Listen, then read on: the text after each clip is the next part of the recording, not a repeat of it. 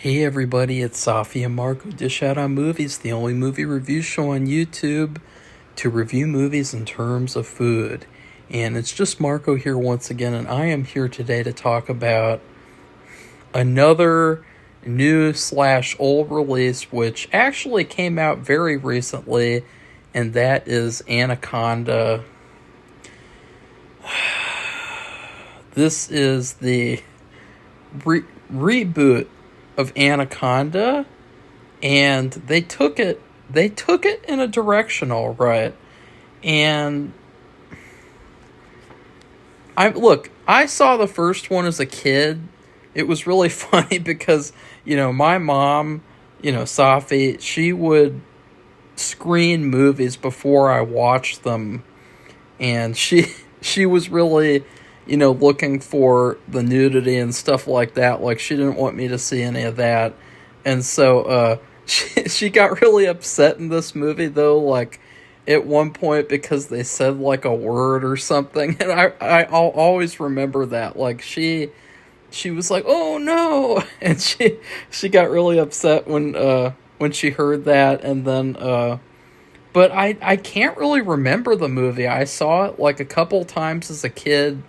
I used to look up to this YouTuber who was a movie collector, and so I would actually go to the store, go to Kroger, and I would buy movies just to buy movies. And in hindsight, I actually think that that's a really good thing, especially after what's happened to physical media, where the studios, they don't like physical media anymore. They just want you to pay for 1,000 subscriptions. You know what I'll say?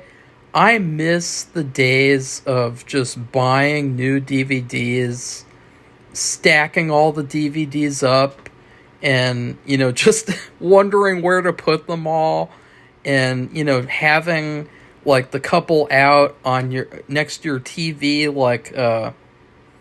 like, oh, I'd like to watch these, like these three movies, like Dawn of the Dead, Psycho, Silence of the Lambs, just those three on top of the thing next to the TV, and then all the other ones are, put somewhere. I miss that. I'm really nostalgic for that, and I know that that's a total tangent, but maybe I should start doing more topic videos, because I think that that is something that I think about sometimes, like talking about this movie, because again, I've seen the original movie. I have not seen. I think there's like a sequel or two. I don't know, but I heard about them doing this movie, and I was just like, why? Why? And I think that before I really deep dive into this movie, because I have some notes, I'm not going to go too in depth, I don't think, because this was like a light comedy, I guess. Like, see, that was one of my big issues with this movie, is that it felt like it didn't know what it was. It had too many different identities. There were too many parts where, they switched tones. They just kept on switching things up. And it just, none of it felt real. None of it felt genuine. And then they would have these faux emotional moments, or fake, like moments like that, and it was just so unbelievable. And as a comedy, this movie did not really work that well.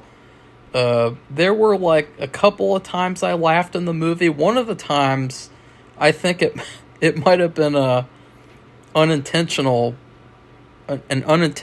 funny joke. I mean, it might have been, I don't know. See, that's the thing, like, this is the problem with doing movies like this, is that when you make a movie like this where they keep on switching between comedy and seriousness, comedy and horror, it's hard to know sometimes when they're not making a joke. because the way that they do it in this movie, it's very casual. It's very casual and kind of inoffensive comedy, and just kind of like, like it's a modern movie. It's a modern comedy, and it was, I don't know. It was weird. It was a weird movie. It was a strange movie. I mean, I don't know, because like on the other hand, the whole premise of the movie is that these two guys who wanted to make, or this group of people, they've been making movies, like they made movies as kids, and then one of them moved to California. All the others, I guess, stayed away, and they got separated. They never, followed through with their plan, and so they want to get together because of Paul Rudd, and they want to remake Anaconda. Paul Rudd says that he has the rights to the series, and so they are going to make Anaconda together. And then in the meantime, there's a real Anaconda, or there's a, the badass giant one from, I guess, the original movie. I don't know, like a villainous Anaconda, and it comes out and it starts killing people off, and it messes up their movie. And so that is the plot of this movie. And see, one of my biggest issues with this movie, and I'm going to be saying that a lot throughout this video, and I know that sometimes too, I apologize, but I bet sometimes, like, I sound really, really pretentious. Like, I'm putting my pinky finger against my lips, and I'm like, one of my biggest issues with this movie was when like, I sound really, really full of myself. But I gotta say, one of the biggest issues with this movie, though, is this kind of weird line where you don't know, on one hand, if, and I've said that already before, you don't know if they're genuinely homaging or tributing the original Anaconda. Like, I don't know, like, are there people who are, like, genuinely fans of that horrible movie? I mean, I do remember it being a piece of shit, and so, but, like, are there people who genuinely like it? Because you don't know. I still don't know. At the end of the movie, I can't really tell if they're laughing at the original movie or they're laughing with it, and they're saying, like, ha ha ha, it had some funny stuff in it, but it was still a good movie, and we're attributing it. This is a tribute to Anaconda. I don't know, guys. That's a big problem.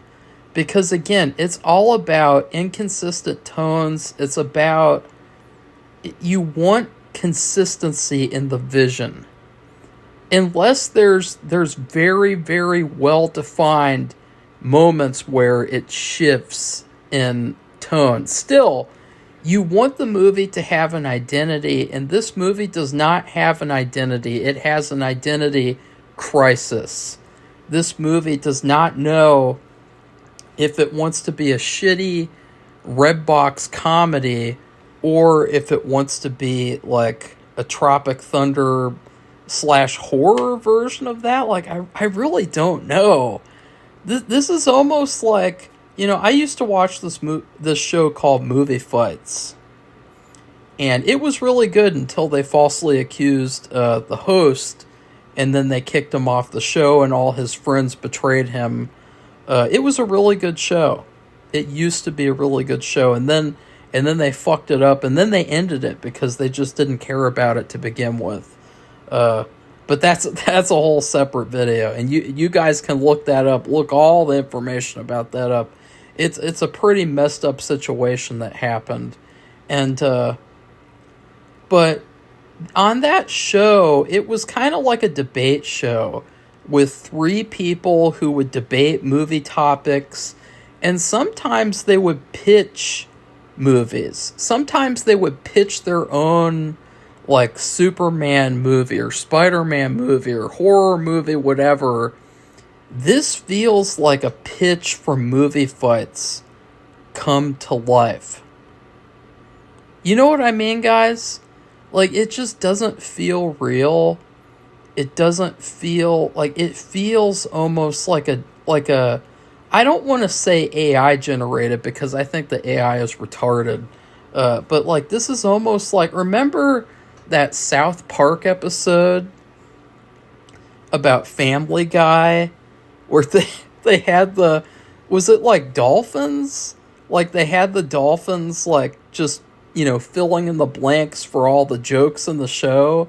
That's like what this movie is. It's like Thandie Newton is in this movie is like a love interest ? Because,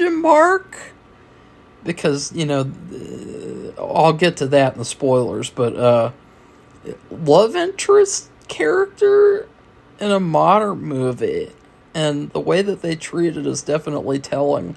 But it's like Thandie Newton, what hole did they get her out of? Where did she come from? I never see her anywhere. I never see that woman anywhere. Steve Zahn, he was in The White Lotus, but like, what else has he been in recently? Like, I never see him anywhere. Like, what rock did they get him from under? Like, what's the deal? Like, what is this cast?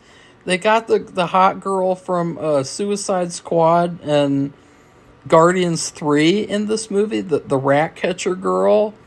And it's like, where did she come from? Why is she in Anaconda? And then they got Paul Rudd and Jack Black.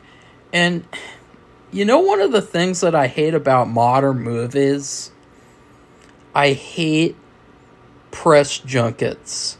I hate, like, these modernized, like, press interview things where, like, you have, like, these interviewers and, they're just, like, playing all these weird games. And it's almost like a humiliation ritual.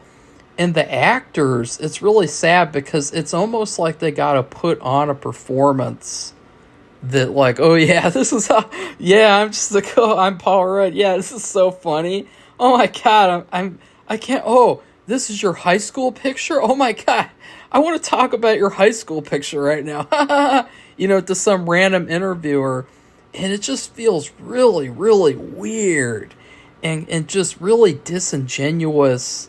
There was one for Fantastic Four had some of the worst press junket interviews I've ever seen. There was this guy, and he literally just took his shirt off, and he's like, "Look at me, I got a Fantastic Four tattoo on my chest," and then he made the actors touch his chest. I mean, look, I don't think there was anything like nefarious about that, but it was just weird. There was no lead up to it, and it was just weird. And there was another guy, he was clearly, he was really, really creepy looking too. And he's asking Pedro Pascal, how does it feel to be the first MCU daddy? And it's like, oh my God. There's a lot of other things that happen, but like, look, it's weird. And the actors, no matter who they are, they gotta pretend like they're into it. They gotta pretend like, this is really fun. This is funny. This is totally gonna help people see the movie. Is, me touching a guy's chest, touching a guy's Fantastic Four tattoo. Like, I'm sorry, like, I like Paul Rudd and Jack Black, but like, I don't want them to touch my chest. Like, I prefer, I don't know, someone else to do that. Someone else, a woman, the woman persuasion, or maybe even an Anaconda, like, that'd be pretty hilarious. Like, in fact, they really could have done that for this movie. Side note, they could have done, like, an interview with a CGI Anaconda. Hot Ones, they've actually done this before where they've had CGI characters. They could have brought on a CGI Anaconda to do like an interview on that show. And I don't know who would do the voice, but like, I think that would have been a really good idea. That would have been a lot better of an idea. But yeah, what I was going to say was that Paul Rudd and Jack Black, the whole movie, they act like they're in a press junket. They almost act like they're improvising the whole thing. Like they're improvising the whole movie. Maybe they kind of had little discussions in between scenes where they were like, hey, what if we did this? What if we did that? And the director was like, yeah, and he was like, go ahead, Jack Black, why don't you just yell and scream and run around in circles? That sounds like a really great idea. I'm not going to push back against that at all. But anyways, so yeah, I don't really know what else to say about this movie in terms of spoilers. It's not very good. I mean, I didn't laugh very many times. I didn't think it was funny very much. I didn't think it was scary. I didn't think it was just... It was just kind of a weird movie. It was like a weird experiment. It's like when you're trying out a new recipe and it just doesn't work out. And you're like, yeah, that was really weird. I probably should have known, chocolate hamburgers, chocolate hamburgers, that doesn't sound too good, And that's what this movie is not that great. So yeah. I have a few more things to say before I give it my food review, though. I will say I have a couple of movie recommendations for you guys. Because again, I for this year, I want you guys to feel like I'm pointing you in the right direction. Like when I ask you to subscribe to my Patreon and I say join the Patreon, spread the cheddar. I want to feel like just like that example, like I'm pointing you guys in the right direction in life. Like I'm guiding you. I'm guiding you through the jungles of life. And, through the jungles of life, you want to watch good movies.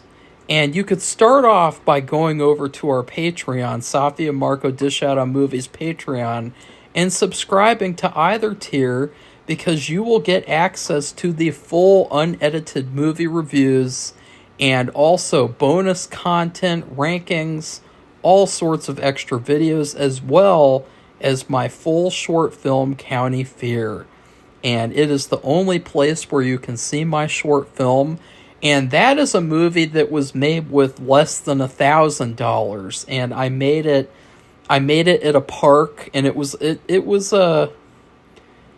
kind of fun to make somewhat, but like, yeah, I'm gonna make a full length version of it pretty damn soon. I don't know when though, but like, that is one of the things that I want to make, and so that would be number one.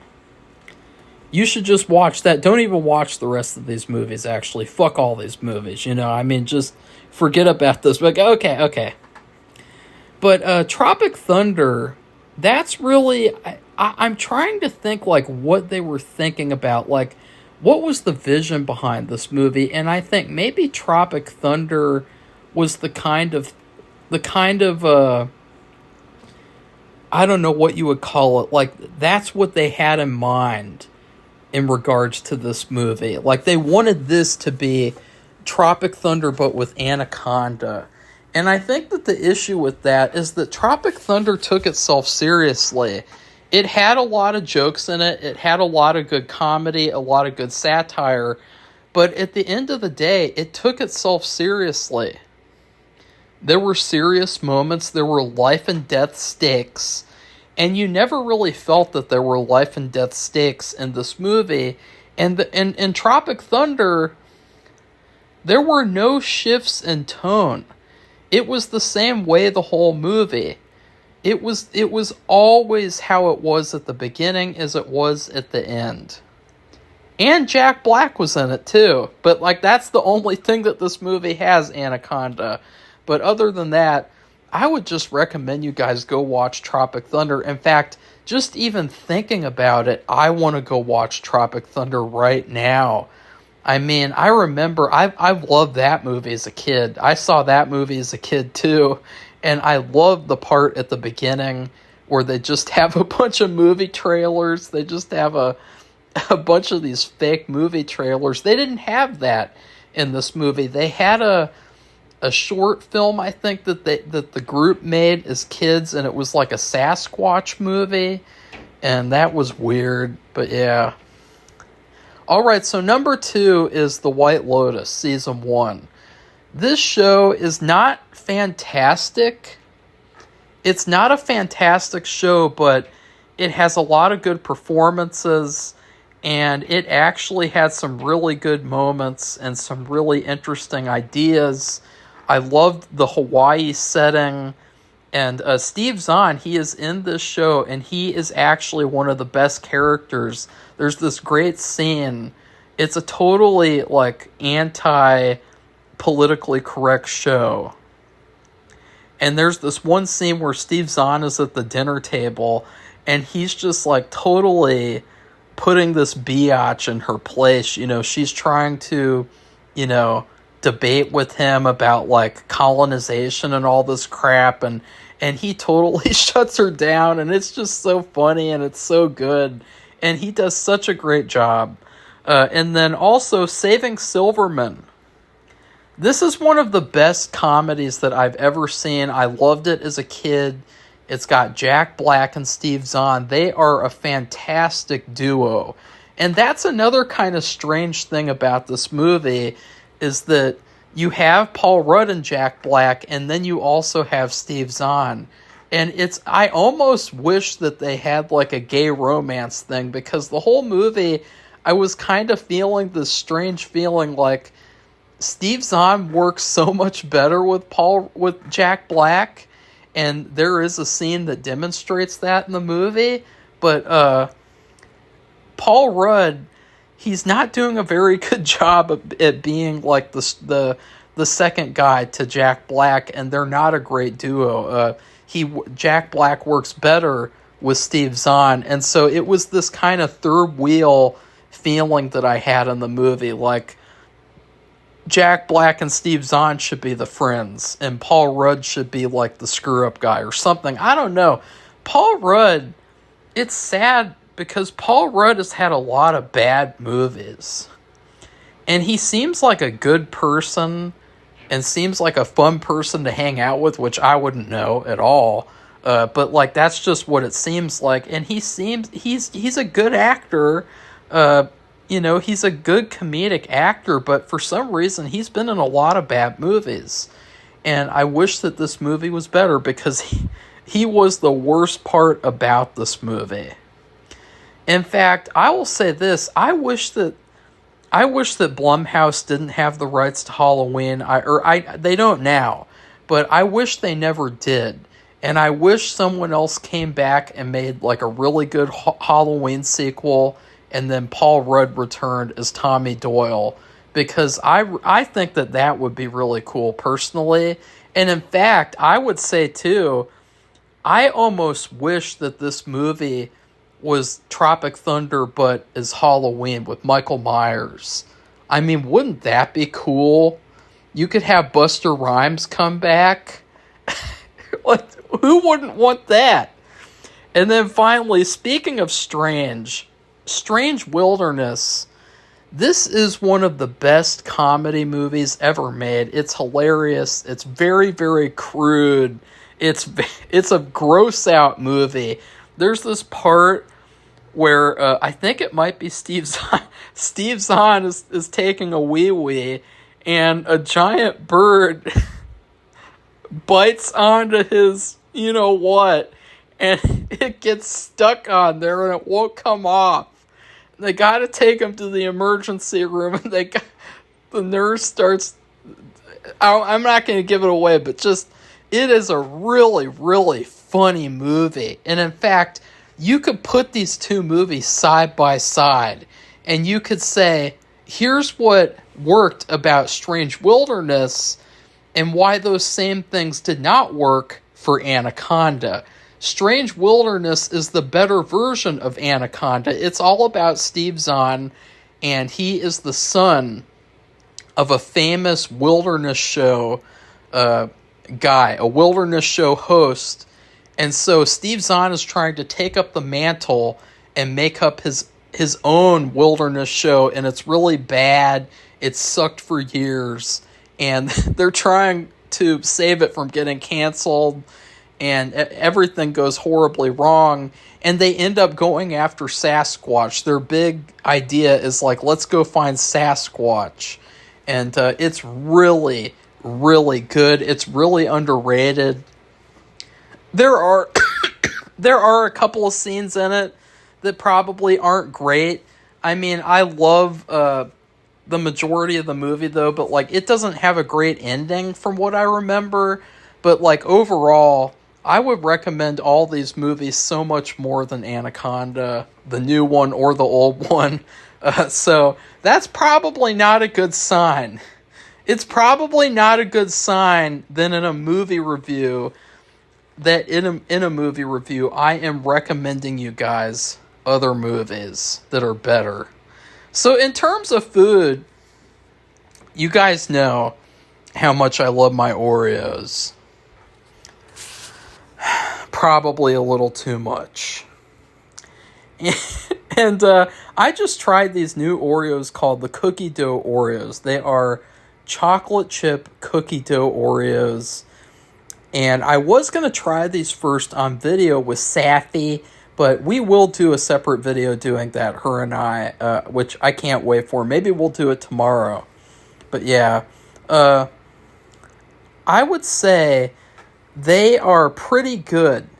I love cookie dough, and I always love eating raw cookie dough, right? When I'm making homemade cookies, that's the best part.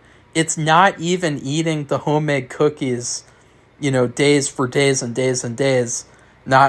Probably not a full week, because I like my cookies. Maybe a little too much. Okay, but cookie dough is the best part of the cookie making process. I love cookie dough. And these Oreos, they managed to capture with the cream inside. It's really, really good. It tastes a lot like cookie dough, but the outside is kind of strange. The outside is like, it's supposed to be chocolate chip, I guess, but it's not great. It mostly just tastes like a vanilla Oreo, and I don't like vanilla Oreos at all. So you have this really good cream, and then this kind of strange cookie. And that's like what this movie is. It's like a strange experiment where you have all these ingredients for what could be like a really, really good movie, a really funny movie. But then all those ingredients are misused. And you end up having a cookie dough Oreo, which is, honestly, I mean, cookie dough Oreos are better than this movie as well, so that's kind of sad. Again, not a good sign from this movie. Not a good sign about it, because, I mean, you guys know too, a lot of the times I end up not liking a movie as much over time. And that's a very real thing. It's not being a shill. It's the fact that movies age. If you still like a movie after a year, it's genuinely a good movie.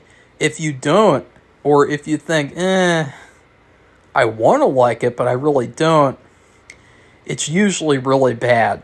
And then, when you're thinking during the review, did I like this movie, it's probably not going to be very good at all. But, I don't know, it's kind of like a comfort food movie to see these actors, I guess. But, again, if I want to see Jack Black and Steve Zahn, I'll watch Saving Silverman. If I want to watch Paul Rudd in a comedy, I'll watch I Love You, Man. In fact, I would say, too, it would be really cool to see Paul Rudd and Jack Black and more of like a romantic comedy style movie, like I Love You Man, where like they're friends and then maybe they fall in love with the same girl or something, like something like that, like something where, because I don't know, I don't really think, Paul Rudd was the worst part of this Anaconda movie, and I don't think that he fit at all. I don't think that he was right for this movie. Truthfully. So yeah. Because another thing too is that they're kind of trying to sell Paul Rudd as like the leading man. Like he's like a leading man type of actor. And he could be that. But he wasn't that in this movie. He was like a strange, and I've said strange a lot this review, because that's what I thought watching this movie. It was like, I was kind of excited. I was like, hey, this could be really funny. This could be fun. But it was so strange. Paul Rudd's performance was so strange. And some of the writing was so strange. So anyways, if you would like to hear the rest of my thoughts on this movie and all the spoilers and spoiler alerts, you can go check out, once again, our